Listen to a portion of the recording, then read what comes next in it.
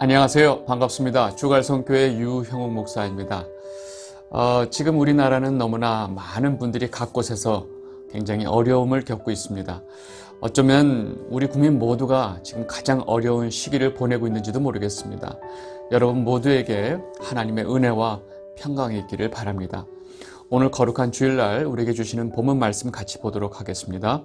누가복음 15장 7절, 내가 너에게 이르노니 이와 같이 죄인 한 사람이 회개하면 하늘에서는 회개할 것이 없는 의인 99으로 말미암아 기뻐하는 것보다 더하리라. 아멘. 여러분, 그 죄인의 속성의 가장 강력한 속성이 바로 뭐냐면요, 내 인생의 주인은 바로 나라고 생각하는 것입니다. 여러분, 이 땅에 살고 있는 대부분의 사람들 그 마음속에, 생각 속에 어찌 보면 가장 자연스럽고 가장 인간답고 가장 강력하고 가장 보편화된 인본주의가 바로 내 인생의 주인은 바로 나다라고 생각하는 겁니다. 여러분, 모든 영화 속에서 이 메시지가 강력하죠. 노래 가사 속에서도 있고요. 문학 작품 속에서도 있고, TV에 수도 없이 많은 그런 프로그램 속에 담겨 있고, 심지어 광고 카피 속에서도 그 강력한 메시지가 있어요. 내 인생의 주인은 바로 나다. 내 인생의 주인은 바로 너다. 이런 메시지가 있습니다. 놀랍게도 성경이 말하는 주제는요, 정반대라는 사실입니다. 여러분, 하나님을 믿고 따르는 하나님의 백성, 성도들에게 있어서 내 주인, 내 인생의 주인은 내가 아니고 바로 하나님 아버지다라고 하는 것이 아주 강력한 성경의 메시지입니다. 여러분, 우리가 하나님을 주님이라고 부르죠. 그리고 우리 예수님, 예수 그리스도 앞에 뭐를 붙이죠? 주 예수 그리스도. 우리가 하나님에게도 주님이라고 부르고 예수님에게도 우리가 주님이라고 부르는 이 주님이라는 호칭은 내가 주인이 아니고 바로 나의 주인은 당신이십니다. 하나님, 당신이 나의 주인이십니다. 주님, Lord. 이것을 고백하는 거예요. 여러분, 예수님의 말씀은요, 처음부터 끝까지 자기 인생의 주인이 마치 자기라고 착각하는 그 죄인들에게 너희들의 인생의 주인은 너희가 아니다. 이것을 계속 가르쳐주고 있고요. 오늘 우리에게 본문에 전해주는 그 예수님의 그 말씀에 어떤 메시지가 있냐면, 너희는 너희들 스스로 아버지께로 돌아갈 수 있는 능력조차 없는 너희들이다. 다시 말해서 아버지께로 돌아오는 회개조차도 결국은 너희들의 어떤 의지나 너희들의 힘이 아니고 하나님의 은혜와 긍휼과 하나님의 열심에 의해서 너희들이 아버지께로 올 수 있다라는 것을 사실을 비유를 통해서 말씀을 해주고 계십니다. 오늘 본문 내용을 좀 이제 보도록 하겠습니다. 오늘 우리가 봐야 될 부분은요, 누가복음 15장 전체입니다. 좀 많죠? 제가 그 내용을 다 읽을 수는 없어서 여러분들 그 내용은 너무나 잘 알고 계셔서 제가 간략간략 설명을 해가면서 이 이야기를 하겠습니다.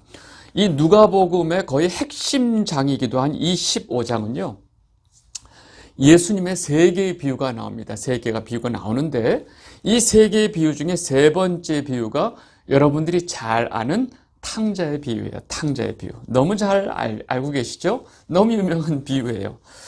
근데 놀라운 건 이 세 가지 비유가요, 세 번째가 탕자의 비유인데 이 탕자의 비유만 따로 떨어뜨려서 우리가 보면 안 되고요. 첫 번째 비유, 두 번째 비유, 세 번째 비유가 연결돼 있어요. 그래서 이 세 개의 비유의 흐름 속에서 이 탕자의 비유를 이해해야 이 탕자의 비유의 메시지를 우리가 정확하게 알 수 있다는 거죠.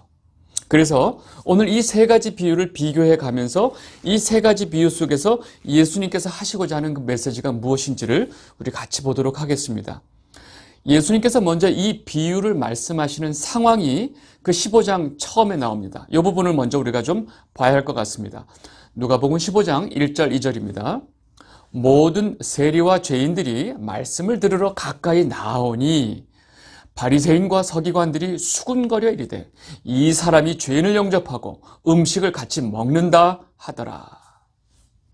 여러분, 지금 예수님께서 비유를 말씀하시기 전에 이 상황이 다 나오는데 여기에 두 부류가 나와요. 바로 뭐냐면 모든 세리와 죄인들, 이 부류가 나오고, 또 한 부류는 뭐냐면 바리새인과 서기관들, 이 두 부류의 사람들을 놓고 예수님께서 비유를 말씀하시는 건데, 이 모든 세리와 죄인들이 지금 예수님께 말씀을 들으러 예수님께 나왔더니 예수님이 이들을 다 영접해 주셨어요. 너무 기쁘게 영접해 주고 이들과 같이 음식까지 먹고 있는 것을 옆에 있는 바리새인과 서기관들이 수군거리면서 손가락질하면서 비난하는 이 장면이, 이 상황 속에서 예수님이 이 두 부류를 놓고 비유를 하신다는 것을 우리가 잘 알아야 됩니다. 그러면 그 다음에 바로 예수님께서 이제 세 개의 비유를 말씀하시는데, 요 세 가지 비유는요, 사실은 한 가지 주제를 예수님께서 계속 반복적으로 점점 점층적으로 강조해 가고 있는 비유입니다. 그래서 사실은 이 세 개의 비유가 하나의 이야기를, 같은 이야기를 하고 있다는 거죠. 여러분, 첫 번째 비유가 뭔지 보겠습니다. 첫 번째 비유는 어떤 사람이 양 100마리를 이끌고 있다가 한 마리를 잃어버렸어요. 그래서 99마리를 놔두고 그 한 마리를 찾아다니다가 그 양 한 마리를 찾아서 너무 기뻐하는 내용입니다. 예. 누가복음 15장 6절, 집에 와서 그 벗과 이웃을 불러 모으고 말하되 나와 함께 즐기자, 나의 잃은 양을 찾아내었노라 하리라. 간단하죠? 두 번째 비유는 어떤 여인이 10드라크마가 있는데 그 중에 한 드라크마를 잃었어요. 잃어버린 그 드라크마를 막 애타게 찾다가 찾았어요. 그래가지고 그 드라크마를 찾은 걸 가지고 너무 기뻐하는 이야기인데, 그 뭐 동전 하나 찾아서 그렇게 기뻐할까 하지만, 여러분, 여기서 그 드라크마 10개라고 하는 것은 당시에 이 헬라의 그 화폐인데, 굉장히 그 화폐 동전이 굉장히 아름답다고 그래요. 근데 이 드라크마 자체가 가지고 있는 가치보다는 이 여인이 결혼할 때 남편이 자신에 대한 어떤 그런 그 사랑의 증표로 10개 드라크마를 주는 거예요. 여러분, 10이라고 하는 숫자는 완전한 숫자죠.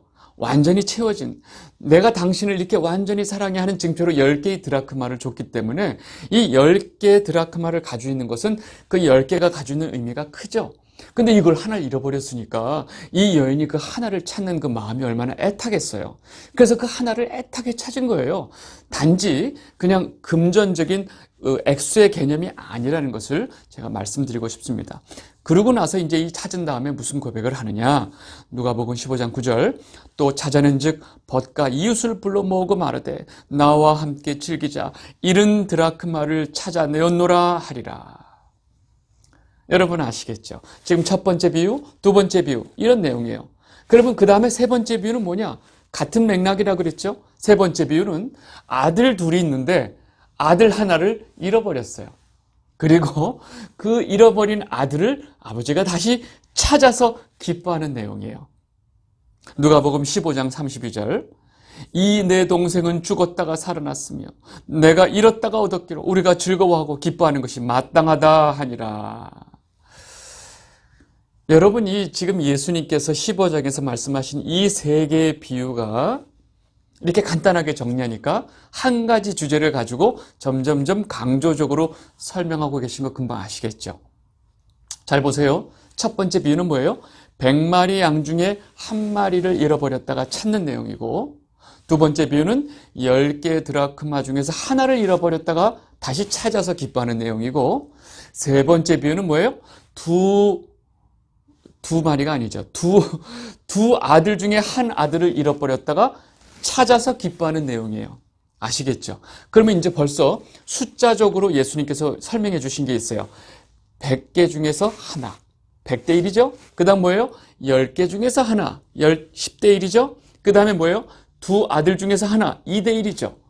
점점 수치가 어떻게 해요? 더 소중한 방향으로 가고 있죠. 그리고 그 대상이 동물에서, 화폐 동전에서 물론 의미가 있지만 그 다음에서 아들로 가요. 그러니까 그 대상이 점점 이렇게 중요해지는 존재로 바뀌어 가고 있는 것만 말고 이 전체 내용은 같은 맥락이라는 거죠. 재미있는 거는 요 세 비유를 말씀하시면서 앞에 두 비유를 설명하고 요 비유의 결론을 예수님께서 지어주시는데, 요 결론이 바로 회개로 연결하고 계시다는 거예요. 보겠습니다. 보세요. 첫 번째, 예수님께서 그 10마리, 100마리 중에 한 마리 잃어버린 사람이 100마리 중에 한 마리를 찾고 기뻐서 이렇게 잔치를 벌였다 얘기를 하시고 난 다음에 뭐라고 말씀하시느냐? 누가복음 15장 7절. 내가 너에게 이르노니 이와 같이 죄인 한 사람이 회개하면 하늘에서는 회개할 것이 없는 의인 99으로 말미암아 기뻐하는 것보다 더하리라.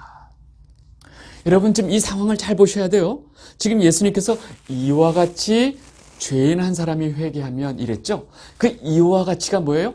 100마리 양 중에 한 마리 잃어버린 그 한 마리를 그 양의 주인, 목자가 그 한 마리를 찾으면 이 잃어버린 목자가 그 한 마리 양을 찾은 것을 가지고 이와 같이 죄인 한 사람이 회개하면 이렇게 설명하고 계세요. 그럼 여러분 잘 생각해 보세요. 양을 누가 찾았죠? 당연히 잃어버린 목자가 그 양을 찾았죠. 근데 양이 목자가 그 잃어버린 양을 찾은 것을 가지고 죄인 한 사람이 회개하면 이렇게 설명하고 있어요. 그렇다면 예수님이 이 이야기 속에서 뭘 얘기하고 계신 거예요? 회개라고 하는 그 주체, 죄인 한 사람이 회개하면 의 주체는 바로 뭐예요? 자기가 돌아온 양이 아니고 그 양을 찾은 목자죠. 아시겠죠? 자, 이제 두 번째 보겠습니다. 두 번째 비유 속에서 예수님이 똑같이 그 드라크마를 찾고 기뻐하는 내용을 말씀하시고 그 다음 말씀하세요. 누가복음 15장 10절. 내가 너에게 이르노니 이와 같이 죄인 한 사람이 회개하면 하나님의 사자들 앞에 기쁨이 되느니라. 똑같은 결론을 났죠. 이와 같이 죄인 한 사람이 회개하면, 다시 말해서 그 여인이 잃어버린 드라크마를 찾아서 기뻐하는 것 자체를 이와 같이 죄인이 회개하면 이렇게 대비를 시켰어요. 그렇다면 여인이 드라크마를 찾았다는 것을 죄인이 회개하면으로 설명했다는 얘기는, 죄인이 회개하면에서 이 회개 주체가 바로 뭐예요? 드라크마가 저 여기 있어야가 퉁 튀어나왔어요? 아니죠. 여인이 드라크마를 찾았죠. 그러면 이 회개 주체가 누구예요? 여인이죠. 자, 그렇다면 이제 중요한 얘기를 하겠습니다. 이 세 번째 비유도 똑같이 두 아들 중에 하나가 나가서 잃어버렸다가 그 아들을 아버지가 찾았어요. 이 이야기 속에서 이와 같이 죄인 한 사람이 회개하면 이렇게 대비구를 예수님께서 말씀은 안 하시지만 똑같이 얘기를 하고 계신 거예요. 이것을 회개라고 설명하시면 이 회개의 주체가 누구예요? 돌아온 아들이에요? 아들을 찾은 아버지예요. 여러분 잘 생각해 보세요. 여러분 여기에 오늘 핵심이 있습니다. 여러분 우리는 이 세 가지 비유 중에서 이 탕자의 비유만 놓고 우리가 보고 항상 이 탕자의 비유만 봐요. 탕자의 비유만 우리가 읽고 있기 때문에 여기서 지금 누가 주체예요? 돌아온 아들이 주체가 돼서 돌아온 사람이 회개한 사람이고 회개 주체가 이 아들로 우리는 이해하고 있었죠? 아니라는 거예요. 지금 예수님께서 설명하시고 계신 이 비유의 핵심의 내용은 바로 뭐냐면 돌아온 아들이 아니고 그 잃어버린 아들을 찾은 아버지가 바로 이 회개의 주체라고 좀 말씀하신 거예요. 왜요?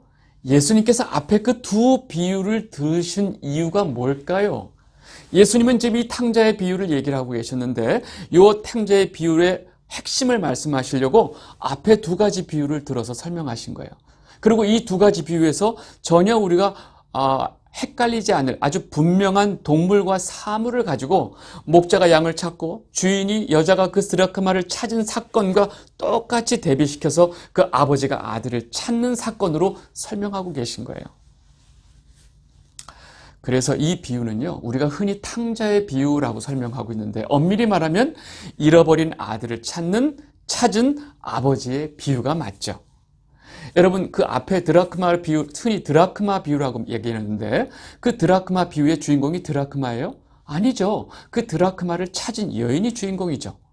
여러분 100마리 양의 비유라고 하면 그 100마리 양 중에 잃어버린 이 양이 주인공인가요? 아니죠. 그 한 마리 양을 찾은 목자가 주인공이죠. 그럼 탕자의 비유에서 탕자가 주인공인가요? 아니죠. 그 잃어버린 아들을 찾은 아버지가 주인공이죠. 여러분 제가 오늘 얘기하고 싶은 이 굉장히 중요한 주제는 다 말씀드렸어요.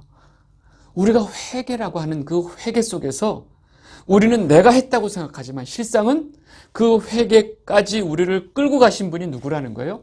바로 하나님 아버지시라는 거예요. 그래서 이 세 번째 비유, 탕자의 비유는 아주 구체적인 상황에 대한 이야기를 쭉 설명해 주고 있으면서 우리 삶 속에 들어가 있는 우리 삶이 어떻게 하나님 아버지의 열심에 의해서 회개의 자리까지 나가게 되는지를 이 비유를 통해서 너무나 잘 설명하고 계신 거예요.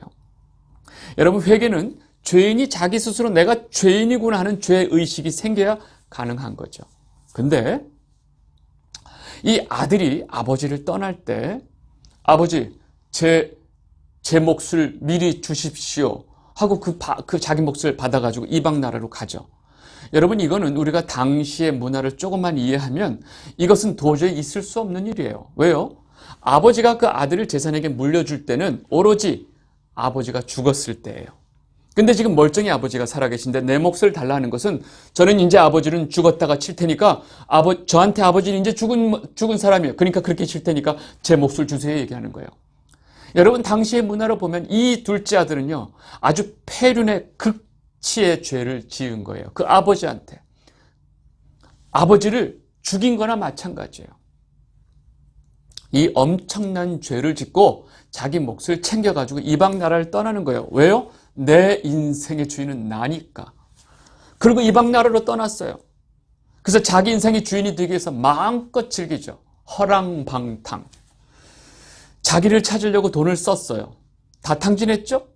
근데 그때 마침 그 이방 나라에 기근이 와요. 돈은 다 떨어졌고 그곳에 기근이 있으니까 모든 사람들이 다 어려워요. 먹을 게 없어요. 이 사람이 어디로 가냐? 돼지를 치는, 여러분, 유대인들에게서 이 돼지는요 가장 가증하고 부정한 동물이에요. 상대도 안 하고 그 이름도 입에 올리지 않는 그 돼지를 치는 집에 종으로 들어가요. 그래서 그 돼지를 치는데 다들 기근이 들어서 먹을 게 없으니까 이 종, 이방인 종에게 먹을 것도 안 주는 거예요. 그러니까 너무너무 배가 고파서 먹을 게 없으니까 심지어 그 돼지가 먹는 쥐염 열매, 그 딱딱한 쥐염 열매까지 먹으려고 하는데 돼지한테 힘에 밀려서 그것도 못 먹죠.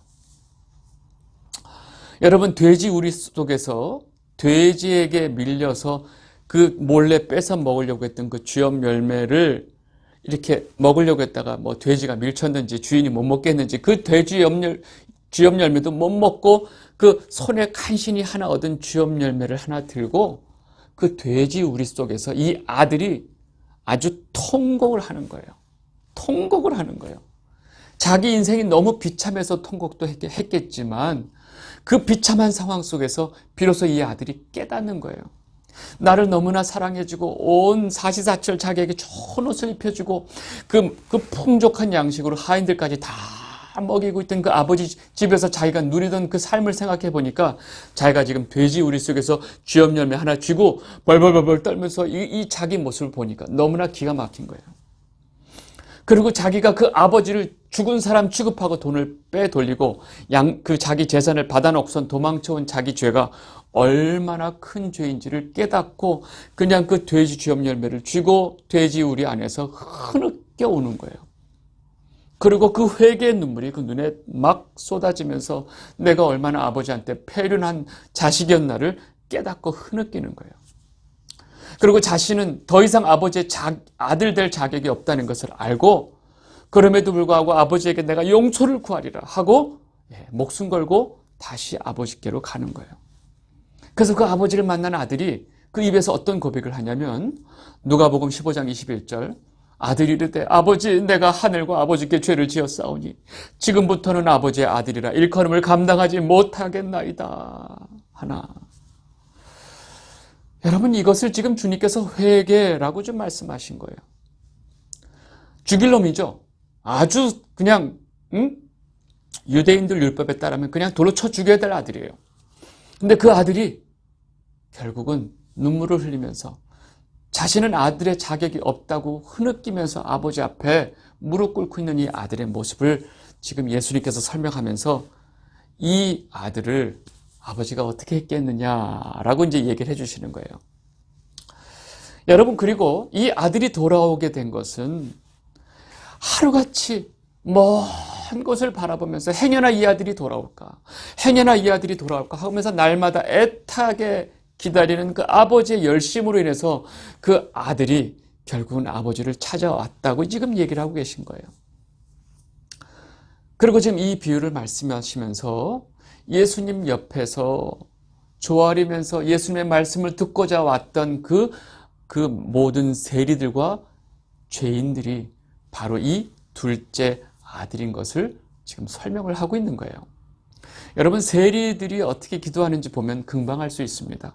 누가복음 18장 13절, 세리는 멀리 서서 감히 눈을 들어 하늘을 쳐다보지도 못하고 가만 가슴을 치며 이르되 하나님이여 불쌍히 여기소서 나는 죄인이로소이다 하였느니라. 여러분, 하나님 앞에 나아갈 수조차 없는 거예요. 자신의 죄를 깨달으면. 베드로가 자신의 죄를 깨닫고 주님 저는 죄인입니다. 저를 떠나소서 하는 그 고백이 입에서 터져 나오는 것처럼 정말로 죄인이 자신의 죄인을 깨닫는 그 순간에 하나님 앞에 감히 나아갈 용기조차 없는 거죠. 여러분, 이들에게 하나님의 은혜와 구원의 은혜가 베풀어지는 것입니다. 그 아버지가 아들을 끌어안고 부둥켜 안고 아들의 자격이 없다고 말하면서 막 울고 있는 그 둘째 아들을 그냥 옷을 새로 입히고 가락지를 끼고 그를 위해서 살찐 송아지를 잡는 거예요. 이 영상을 보고 계신 주갈성 성도 여러분, 여러분은 어떠셨어요? 혹시 여러분이 교회를 열심히 다니고 하나님을 믿는다고 하면서 늘 교회를 떠난 적이 없지만 사실상 교회를 떠난 적이 없으신가요? 주일마다 예배를 드리고 교회를 가면서 봉사도 하고 헌금도 하고 다 했지만 내 인생의 주인은 내 거야 하면서 살지 않으셨어요? 그런데 여러분, 어느 날 여러분들 삶 속에 알 수 없는 실패와 좌절과 고통이 다가오고 여러분들의 인생이 다 망가지는 것 같고 내 앞에 주염 열매조차 주어지지 않는다는 그 실패 속에서 내 삶의 주인이 내가 아니고 하나님이셨구나라는 것을 깨닫지 않으셨나요? 여러분, 우리가 지금 이렇게 내 인생의 주인 되신 주님을 사랑하고 그분을 예배하고 그분을 찬양할 수 있는 것이 우리의 열심이었던가요? 아니죠. 하나님의 사랑, 하나님의 아버지의 열심으로 지금 우리가 이 자리에 있는 것이고 우리가 지금 하나님을 예배하고 있는 거예요. 전에도 그랬고 지금 이 순간도 그렇고 늘 하나님 아버지의 사랑이 우리보다 늘 먼저 우리에게 왔다는 사실을 우리는 놓치시면 안 됩니다. 요한일서 4장 10절, 사랑은 여기 있으니 우리가 하나님을 사랑한 것이 아니요 하나님이 우리를 사랑하사 우리 죄를 속하기 위하여 화목제물로 그 아들을 보내셨습니다. 여러분, 언제고 우리가 먼저 하나님을 찾은 적이 없어요. 하나님이 먼저 우리를 사랑하셨기 때문에 지금 이 자리에 우리가 있다는 사실을 우리가 꼭 놓치시면 안 됩니다. 여러분, 우리가 큰 아들을 한번 좀 살펴봐야 됩니다. 여러분, 그 아들이 돌아왔을 때 그 아들을 입 맞추고 다시 옷을 입히고 가락지를 끼우고 하인들에게 살찐 송아지를 잡아라 그래서 잔치를 벌이고 있는데 큰아들이 돌아왔죠. 갑자기 잔치 소리가 들리니까 이게 무슨 일이냐, 하인이 여차저차해서 이렇습니다. 그랬더니 그 큰아들의 반응이 어땠죠? 누가복음 15장 28절에서 30절입니다. 그가 노하여 들어가고자 아니하거늘 아버지가 나와서 권한대 아버지께 대답하여 이르되 내가 여러의 아버지를 섬겨 명을 어김이 없거늘 내게는 염소 새끼라도 주어 나와 내 벗으로 즐기게 하신 일이 없더니 아버지의 살림을 창녀들과 함께 삼켜버린 이 아들이 돌아오매 이를 위하여 살찐 송아지를 잡으셨나이다. 여러분, 지금 막 화를 내고 있는 이 큰아들의 이 불만 섞인 이야기를 보면서 여러분 어떤 생각이 드세요? 혹시 굉장히 공감이 가지 않으세요? 네. 이 나라도 지금 이럴 것 같은데? 라는 마음이 들지 않으세요? 저도 그래요. 그런데 우리가 한 가지 생각을 해봐야 됩니다. 이 큰아들이 무엇 때문에 왜 그렇게 아버지의 명을 어김없이 행했을까? 정말로 그 아버지를 사랑하는 마음으로 이렇게 아버지의 명을 어기지 않고 잘 섬긴 것일까? 아니면 장자인 자신의 체면과 이제 그 둘째 몫이 빠진 나머지 이 아버지의 모든 재산이 다 자기 재산이기 때문에 그렇게 열심히 했을까? 여러분, 원래 유대 사회에서 장자의 몫은 두 몫이에요. 아시죠? 그러면 이 유산을 분배할 때 아버지의 재산을 3분의 1 등분해서 3분의 2는 장자에게, 3분의 1은 차자에게 갑니다. 그러면 이미 둘째 자기 동생은 빼갔고 나머지는 다 자기 거예요.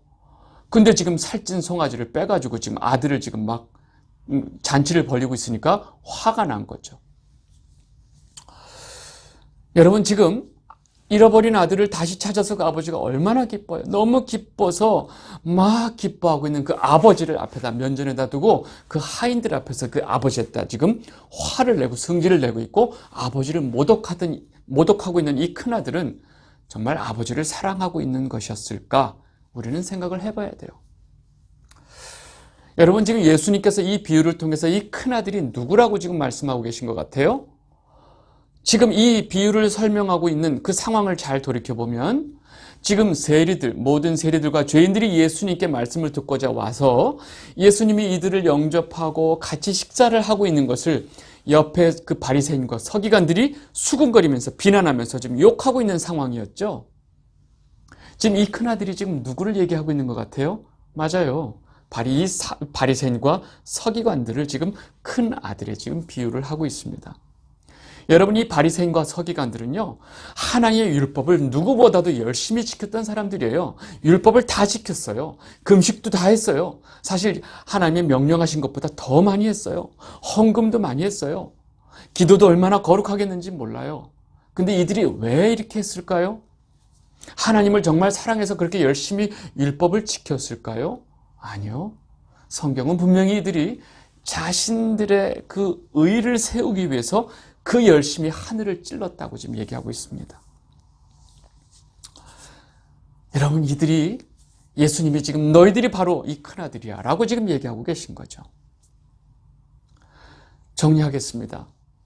여러분, 예수님은 이 세 가지 비유를 그대로 연속해서 설명해 주면서 회개라는 것, 정말로 하나님께 돌아오는 것, 이 죄인이 하나님께 돌아오는 것은 하나님 아버지께서 그 열심을 가지고 그 영혼을 찾아내는 것이 바로 회개다라고 좀 설명하고 있는 거예요. 결국 이 두 번째 돌아온 탕자는 그 아버지가 그 아들을 너무나 사랑하고 애타게 기다렸던 그 마음으로 인해서 그 아들을 기다리고 있는 마음을 통해서 이 아들이 돌아왔다라고 좀 얘기하고 있는 거예요. 그리고 그 돌아온 아들을 보고 너무나 기뻐하는 그 아버지의 모습을 설명하면서 지금 이 죄인들, 이 세리들이 이렇게 아버지께로 돌아온 것이 아버지가 얼마나 기뻐하는 일인지 너희들은 모르는구나 라고 지금 설명하고 계신 거예요. 여러분, 이제 우리들을 잘 돌이켜 봐야 됩니다. 우리가 하나님께 돌아와서 지금 이 하나님 아버지의 자녀로 우리가 성도로서 살고 있는 것은 내 노력과 내 열심이 아니라는 거예요. 누구 때문에요? 아버지 하나님의 사랑과 아버지 하나님의 열심 때문에 내가 지금 이렇게 하나님의 아들로서 성도로서 교회로서 살고 있다는 사실입니다. 우리가 다시 하나님께로 돌아왔을 때 하나님 아버지가 지금 이 두 번째 아들을 다시 보고 기뻐하는 그 아버지처럼 기뻐하셨다는 이야기를 지금 우리에게 하고 계신 거예요. 주갈성 성도 여러분, 우리는 분명히 알아야 됩니다. 하나님 아버지의 사랑과 그분의 열심으로 지금 우리가 이렇게 하나님의 자녀의 삶을 누리고 살고 있다는 사실을 우리가 꼭 기억해야 됩니다. 그 아버지의 사랑과 긍휼이 없었다면 우리는 절대로 스스로 하나님 아버지께로 돌아올 수 없었다는 것을 우리는 고백을 해야 합니다. 그렇기 때문에 지금 이 순간도 우리는 그 하나님 아버지를 사랑하고 그분을 예배하고 그분을 찬양하고 있는 것입니다. 여러분, 이번 한 주도 우리를 그 사랑과 열심으로 우리를 찾아내신 그 하나님 아버지께 감사와 영광을 돌리고 또 그분과 동행하는 한 주가 되시기를 진심으로 바랍니다. 기도하시겠습니다. 사랑의 하나님 아버지, 이제 알았습니다. 제 삶 속에서 일어난 그 많은 고통과 고난의 사건들이 결국 저를 하나님 아버지께로 돌아오게 하기 위한 하나님 아버지의 사랑이었음을 깨달았습니다. 죄의 종으로 살던 우리를 위해 먼저 사랑해 주시고 예수 그리스도를 통해서 우리를 하나님의 자녀로 삼아 주신 것을 감사를 드립니다. 이제 더 이상 나를 위해서 살지 않게 하여 주시고 주님만을 예배하고 주님만을 찬양하며 살기를 원합니다. 감사드리며 이 모든 말씀 예수 그리스도의 이름으로 기도드렸사옵나이다. 아멘.